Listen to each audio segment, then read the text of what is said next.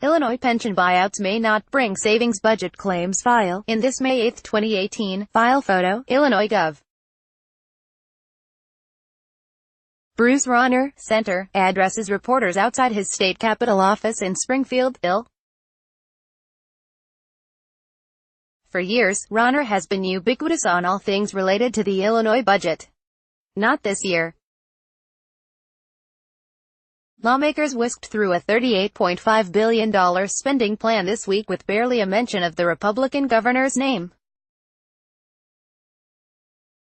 Gone were the demands for business-friendly structural changes in exchange for budget, which forced a historic stalemate for his first 2.5 years in office.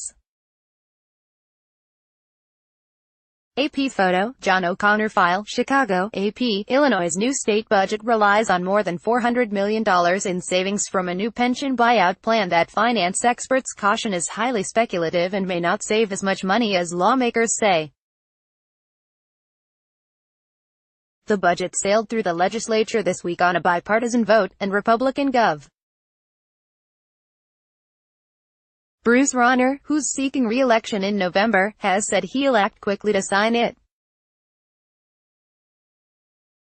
It was a sharp contrast to recent years, when Rauner and majority Democrats deadlocked over a budget and the governor's pro-business priorities, leading to the nation's longest state budget impasse. The buyout plan is aimed at addressing Illinois' roughly $130 billion unfunded pension liability and the state's ballooning annual contributions to the funds. Protections enshrined in the state constitution have limited lawmakers' options, with the Illinois Supreme Court declaring cuts to benefits unconstitutional. But the buyouts are voluntary, and there's no way to know for certain how many people will take the state up on the offer. Often in deals like this, projected savings don't materialize or plans cost more than originally stated, said Steve Malonga, a fellow at the Manhattan Institute, a conservative think tank. So it's actually wise for taxpayers to be suspicious, he said.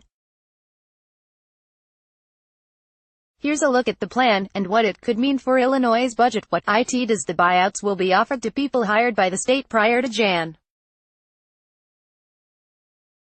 1. 2011. Illinois plans to issue a maximum of $1 billion in bonds over 3 years to fund the lump sum payments. One plan, for people no longer employed by the state, would provide a buyout estimated at 60% of the present value of their vested pension. The state estimates it will get enough state employees accepting the buyout to save $41 million in the fiscal year that starts July 1. The second plan is estimated to save Illinois $382 million in the coming budget year.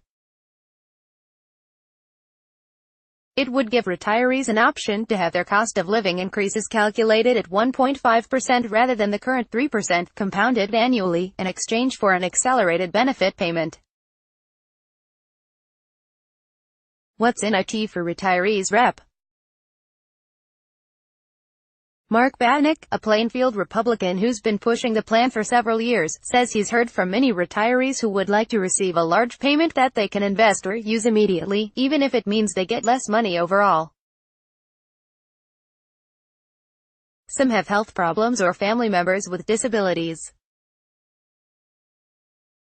Others want to get the largest portion of their promised retirement benefits at an age when they can still enjoy spending the money. There's a lot of reasons, Batnick said. The fact is, this is their money, and they should have the ability to do with it what they want. The math. Batnick said the first, smaller program is similar to one implemented in Missouri last year. Illinois assumed 22% of people eligible for the buyout would take it, the same percentage as did so in Missouri. Candy Albers-Smith, communications manager for the Missouri State Employees Retirement System, said more people took the buyout when it was offered again this spring, bringing the total participation rate to about 25%. Illinois estimated about 25% of employees retiring in a given year would take the second offer of a smaller cost of living increase, Batnick said. He said that's a conservative estimate, noting private pension plan buyouts usually have participation rates between 30 and 50%, and that people taking the buyout are only taking out a portion of their future retirement benefits. But Malonga says private pension buyouts tend to get more takers because companies are often distressed, and retirees fear losing their pensions entirely.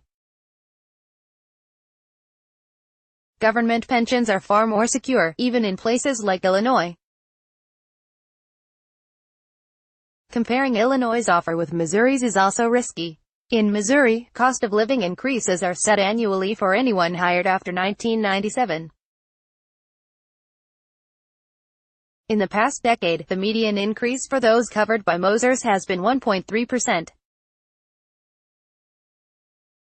The state also caps the total amount of the increases at 65% of the initial benefit.